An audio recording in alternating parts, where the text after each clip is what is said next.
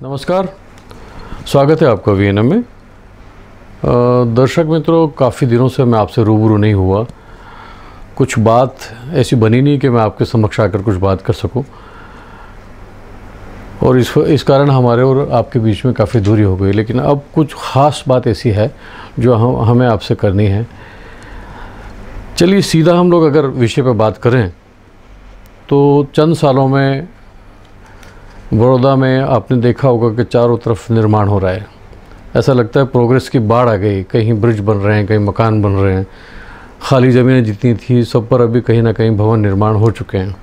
अब इन भवन निर्माणों को लेके काफ़ी लोगों के मन में शंका और कुशंका होती है।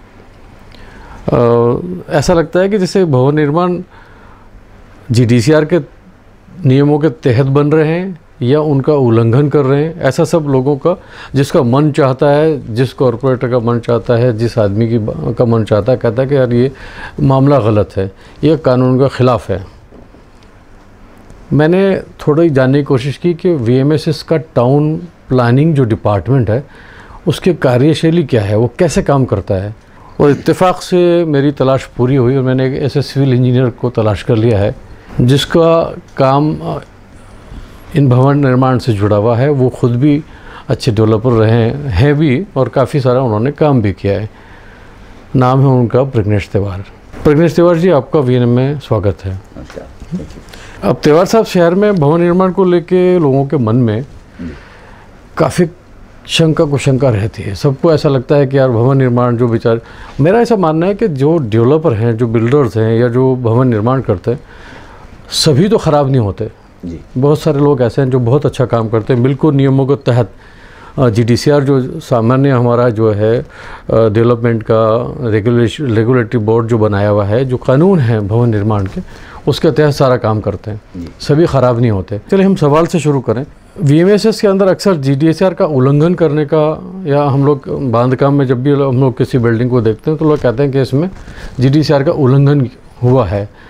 शुरुआत में यहाँ से करूँगा, मेरे दर्शक मित्रों को आप बताएं जीडीसीआर क्या है।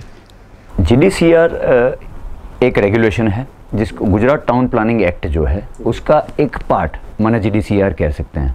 जनरल डेवलपमेंट कंट्रोल रेगुलेशंस का जो एक्ट है उसके तहत किसी भी भवन का निर्माण, किसी भी सरकारी कचेरी का निर्माण या किसी भी मल्टीप्लेक्स, मॉल हो, ऑडिटोरियम हो, पब्लिक प्लेस हो, उसके बांधने के लिए जो कंस्ट्रक्शन के लिए जो नियम है उसकी रूल बुक को आप जीडीसीआर कहते हैं। जीडीसीआर में हर एक चीज़ का प्रोविज़न दिया गया है, उसी के हिसाब से आपको कंस्ट्रक्शन करना है, and that is within the legal frame. GDCR जो रूल बनाया गया है, जो लॉ है, that is for the benefit of public, लोगों की हित के लिए बनाया गया है। भवन निर्माण आप किस प्रकार से करें, उसके नियम हैं? उसके बिल्कुल नियम है। किसी भी प्रकार का भवन हो, किसी भी प्रकार का हाई राइज कॉम्प्लेक्स हो, किसी भी प्रकार का भवन हो, चाहे कमिश्नर श्री का बंगलो हो, चाहे विनोद राव जी का या कलेक्टर का बंगलो हो, तो उसके लिए भी जीडीसीआर का पालन करना बिल्कुल ज़रूरी है। सबके नियम समान है। सबके लिए। पुलिस स्टेशन भी बांधना है तो पुलिस स्टेशन के लिए भी हिदायतें दी गई है, उसी के हिसाब से चलना है। उसका रूल बुक जो है उसको जीडीसीआर बोलते हैं। और वीएमएसएस का टाउन प्लानिंग डिपार्टमेंट ये जीडीसीआर को फॉलो करके किसी भी परमिशन को मंजूर या ना मंजूर करे। अच्छा, एक छोटा सवाल दिमाग में आ रहा है आपसे बात करके कि जीडीसीआर का अगर हम लोग देखा जाए तो आपने कहा कि वो तो एक किताब है पूरी, मोटी मोटी बातें हैं कि वो अगर थोड़ा सा बता दें हम लोग। जैसे मान लीजिए कि एक भवन निर्माण के लिए सबसे पहले ज़रूरत क्या होती है, रोड कितने मीटर का होना चाहिए, वो जो बिल्डिंग बना रहा है उसके आसपास मतलब अगर कोई होनारत हो जाए, अकस्मात या दुर्घटना घटे तो आसपास कितनी ज़मीन वो बाकी रखे।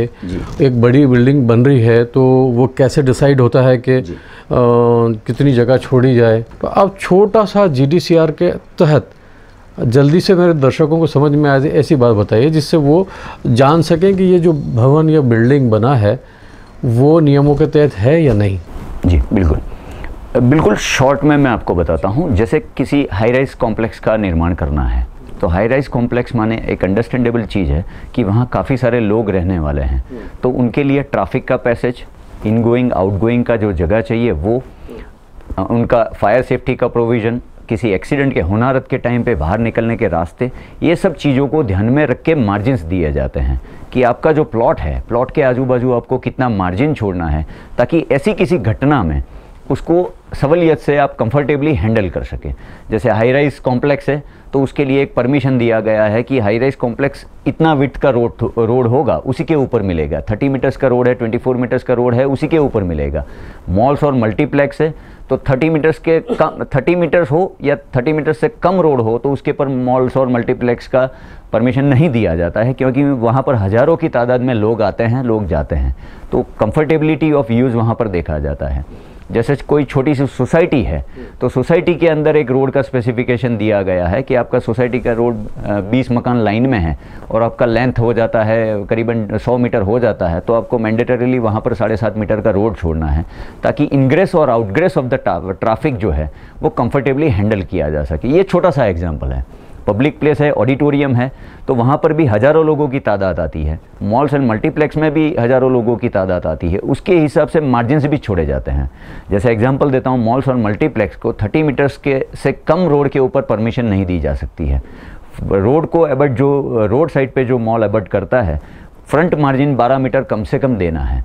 ये इसलिए है क्योंकि 12 मीटर जो है वो बिल्डिंग से या रोड से, फ्रॉम जो कंस्ट्रक्शन जहाँ से शुरू होता है? रोड से नहीं, रोड के बाद में भी कॉरपोरेशन के कुछ प्रोविजंस होते हैं, कॉरपोरेशन की कुछ ज़मीन होती है जहाँ पर मॉल बनना है, वो लैंड का जो टुकड़ा है उसकी बॉर्डर से मिनिमम 12 मीटर्स द बिल्डिंग का जो लाइन है वो वहाँ बॉर्डर से, रोड से नहीं। ये जहाँ से कंस्ट्रक्शन वो कर रहा है वहाँ से 12 मीटर पट से मेज़र नहीं करना है आपको अपने प्लॉट के अंदर से मेज़र करना है। आप जो कुछ भी बना रहे हैं वो आपके प्लॉट के अंदर बना रहे हैं, तो प्लॉट को ध्यान में रख के आपको जो कुछ भी कंस्ट्रक्शन करना है, कॉरपोरेशन से नहीं तो ये दूसरा डिस्प्यूट हो जाएगा कि ये रोड से मेज़र करना है या सामने वाले रोड से मेज़र करना है। प्लॉट का बॉर्डर लाइन से 12 मीटर छोड़ के आपको कंस्ट्रक्शन चालू करना है। 12 मीटर जो है वो मार्जिनल स्पेस है, जिसको चाहे आप पार्किंग के लिए यूज़ करें या पब्लिक एंट्रेंस के 12 मीटर क्यों छोड़ते हैं, मतलब जरूरत क्या है? 12 मीटर मॉल्स का मैं एग्जांपल देता हूं। जैसे किसी मॉल में कोई हादसा हो गया या कि कोई फायर हो गया, तो सबसे पहली 2 चीज़ होती है। किसी भी समय में आप बड़ौदा के किसी मॉल में देखिए तो किसी भी समय 2000 पब्लिक होती है, 1500-2000 पब्लिक होती है। सैटरडे संडेज़ के टाइम पे ज़्यादा पब्लिक होती है। मान लीजिए कि सैटरडे या संडे कोई हादसा हो गया, तो ये हादसे से निपटने के लिए आपको इनग्रेस और आउटग्रेस चाहिए। You have to be prepared for the worst conditions and hope for the good. तो इस कंडीशन को ध्यान में रख के पब्लिक आसानी से बाहर निकल सके, ट्रैफिक का कंजेशन ना हो, पार्किंग के लिए एडिक्वेट स्पेस दिया जाए। जो 12 मीटर का जो स्पेस है वो पार्किंग के लिए भी इस्तेमाल कर सकते हैं, जिससे रोड के ऊपर ट्रैफिक कम हो जाएगा। रोड के ऊपर ट्रैफिक जो पार्किंग का जो प्रॉब्लम है वो कम हो जाएगा। एग्जाम्पल, काफ़ी सारे एग्जाम्पल्स है जहाँ पर आप देख सकते हैं कि पार्किंग स्पेस को दूसरे और तरीके से इस्तेमाल किया जाता है। पर अगर जो GDCR के कायदे कानून के हिसाब से जैसे दिया गया है, सूचन दिए गए हैं, निर्देश दिए गए, उस हिसाब से करेंगे। आपको मैं याद दिलाता चलूँ कि शहर में मैंने कई ऐसे मॉल देखे हैं और गुज़िश्ता दिनों हमारे एक मित्र हैं, उन्होंने ये सब बातों को लिखित में हमें भी भेजा था कि कुछ मॉल्स हैं, कुछ दुकानें हैं, नए कंस्ट्रक्शन हो रहे हैं, वो कुछ हो गए हैं, है ना, उन्होंने GDCR का पालन नहीं किया है।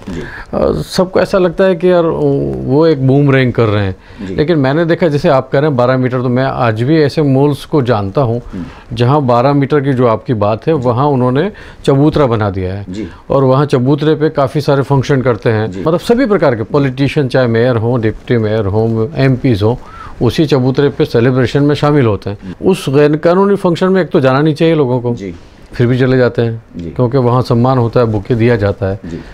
अब अगर मान लीजिए वो ऐसे मॉल्स में फायर होता है तो फायर ब्रिगेड एंटर कैसे होगा? कि GDCR का जो कानून है वो पब्लिक के कन्वीनियंस के लिए बनाया गया है। कोई भी कानून पब्लिक को इनकन्वीनियंस करने के लिए नहीं बनाया जाता, पब्लिक का लंबा हित देख के बनाया जाता है। GDCR भी इसी का प्रोविज़न है। मतलब क्या कारण है ऐसा कि जो भी हम जब भी किसी से बात करते हैं तो कहते हैं टाउन प्लानिंग में सब कॉन्ट्रैक्ट न सब वो एडजस्टमेंट चलता है।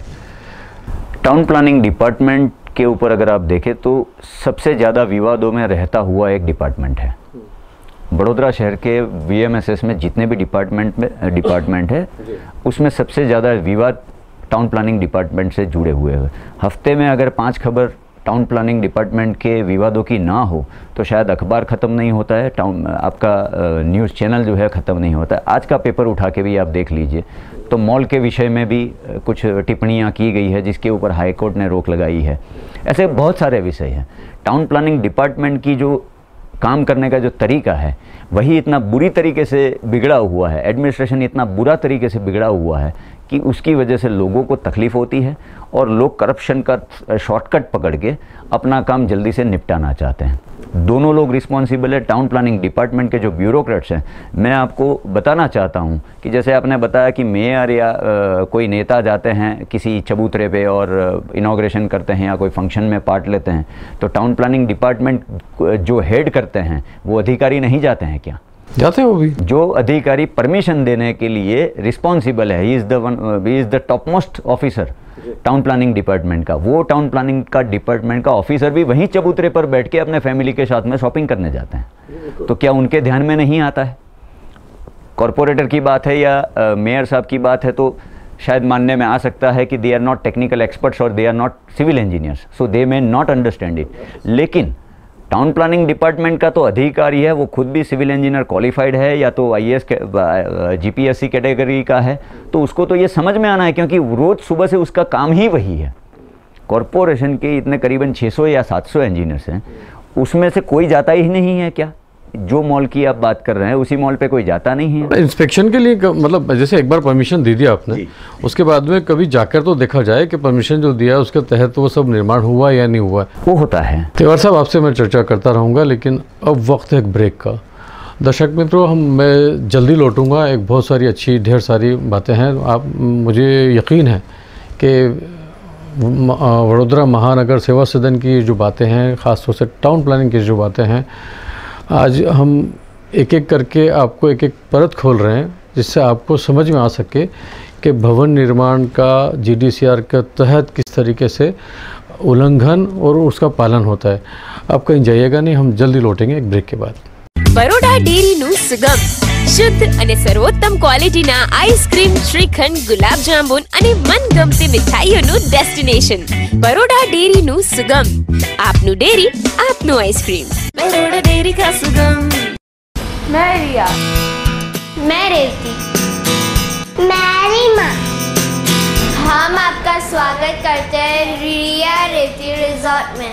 रिया restaurant, grand conference hall, special party hall, exclusive rooms, centrally AC Riya restaurant with outdoor catering services, जहाँ है टेस्टी फूड में पंजाबी, कॉन्टिनेंटल, चाइनीज और साउथ इंडियन। और रेवती पार्टी प्लॉट, शहर से दूर, हेल्दी और खूबसूरत वातावरण में बर्थडे पार्टी, शादी या किसी भी पार्टी के लिए सबसे अनोखी जगह। Riya Revati resort, opposite MS hostel, Samasavali road, Vadodara. Phone 27131444।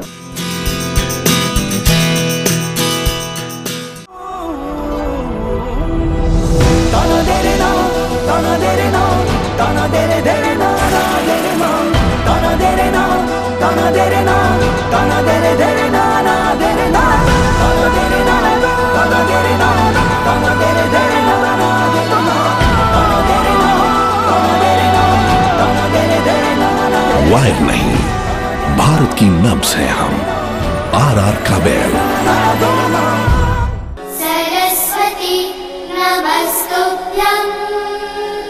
Sofia English અને દિવ્યશક્તિ ગુજરાતી મીડિયમ સ્કૂલ શિક્ષણ સાથે બાળકોના સંપૂર્ણ વિકાસ માટે સુસજ્જ સોફિયા સ્કૂલમાં બાળકો માટે છે આધુનિક યુગની દેન આઈકેન સ્કૂલ ઇકોસિસ્ટમ મેક્સિસ એજ્યુકેશનના ટચ સ્ક્રીન રિમોટ કંટ્રોલથી ટેસ્ટ પેપર આપી શકશે વિદ્યાર્થી પેપર વર્ક વગરના ક્લાસીસ જેમાં ઓડિયો વિઝ્યુઅલ ઇફેક્ટ્સ સાથે ભાર વિનાનું ભણતર તે પણ કોઈપણ જાતની એક્સ્ટ્રા ફીસ વગર સોફિયા સ્કૂલમાં આ સાથે છે રમતગમત માટે વિશાળ સ્ટેડિયમ વિદ્યાર્થીઓની ફિટનેસ માટે જિમ્નેશિયમ સ્વિમિંગ પૂલ અને શારીરિક પ્રવૃત્તિઓ માટે સુસજ્જ playground play centre computer classes અને સંગીત શિક્ષણ ક્વોલિફાઈડ ટીચર્સની પ્લે મેથડથી KG સેક્શનમાં બાળકો માટે શિક્ષા આખું વર્ષ 700 થી 800 વર્કશીટથી જ્ઞાન અને સોફિયા સ્કૂલમાં બહારગામના વિદ્યાર્થીઓ માટે હોસ્ટેલ સુવિધામાં ઘર જેવું વાતાવરણ અને પૌષ્ટિક આહાર 12થના વિદ્યાર્થીઓ માટે કોમર્સ સ્ટ્રીમ सोफिया અને Divyashakti school IPCL refinery road Gorwa Vadodara.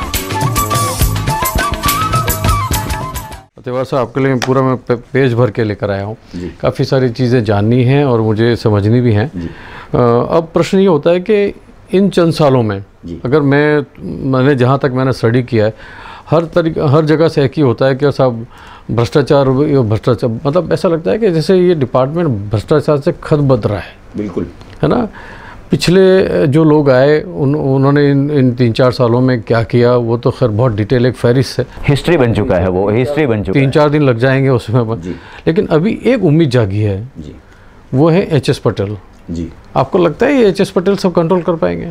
पिछले 3 साल की अगर बात करें तो वडोदरा महानगर सेवा सदन के एडमिनिस्ट्रेशन का तो बिल्कुल बेड़ा गर्क हो गया है। ना किसी ने कुछ आवाज़ उठाई है, जिसने भी आवाज़ उठाने की कोशिश की उसकी आवाज़ शायद दबा दी गई है या दब गई है। ये एक वजह है। पिछले 3 सालों की खास तौर से बात करें तो अब जो कमिश्नर श्री आए हैं, श्री एचएस पटेल, लोगों की, बड़ौदा के लोगों की उनके पास में काफ़ी उम्मीदें हैं।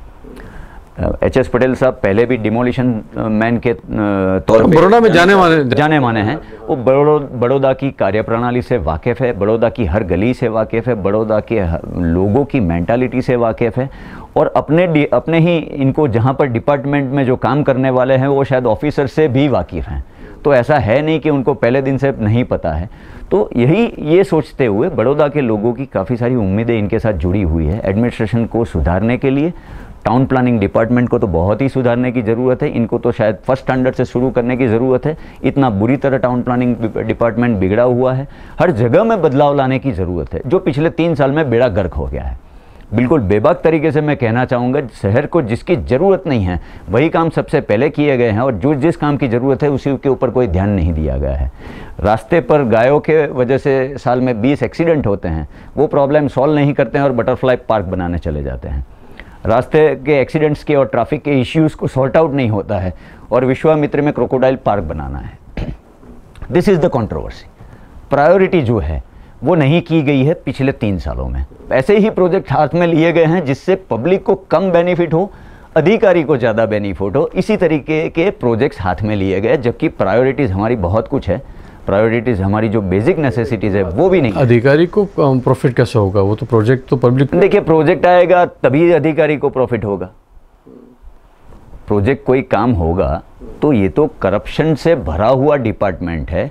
करप्शन की ABCD अगर सीखना है तो आप 6 महीने टाउन प्लानिंग डिपार्टमेंट में रोज़ जाके बैठिए, आधा घंटा बैठ जाइए, आपको करप्शन का A to Z पता चल जाएगा।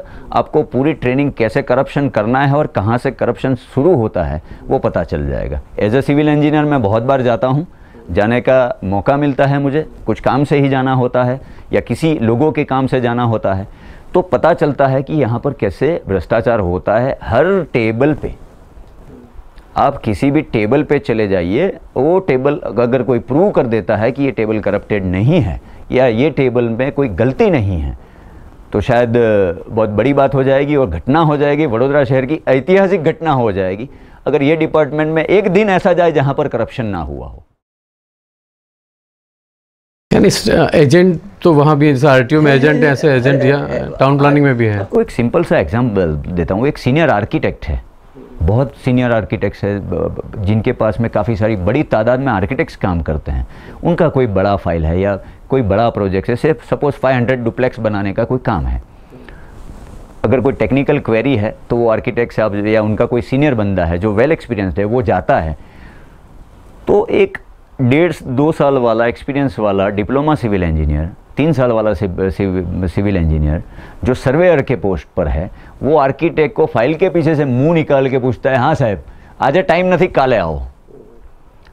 अब वो भी सीनियर बंदा है, 15 साल 20 साल करियर के इसके पीछे लगाने के बाद में he is also treated in this fashion. ये सुधारने की ज़रूरत है। पब्लिक की सेवा के लिए सेवा सदन है, पब्लिक की परेशानी के लिए नहीं है। आप समय से कोई अधिकारी आपका काम नहीं वो करता है, आपको बार बार छोटी छोटी चीज़ों के लिए बार बार बुलाया जाता है, टाइम नहीं दिया जाता है, आपको बुलाने के बाद में अधिकारी प्रेजेंट नहीं रहता है, तो 2 बार तक प्रैक्टिकल होइए, तीसरी बार में आप काली पट्टी पहनकर वो डिपार्टमेंट में जाइए। आप 1 महीने के अंदर देखेंगे कॉरपोरेशन में, कॉरपोरेशन के अधिकारी के सिवा जितने भी लोग होंगे वो काली पट्टी पहने हुए होंगे।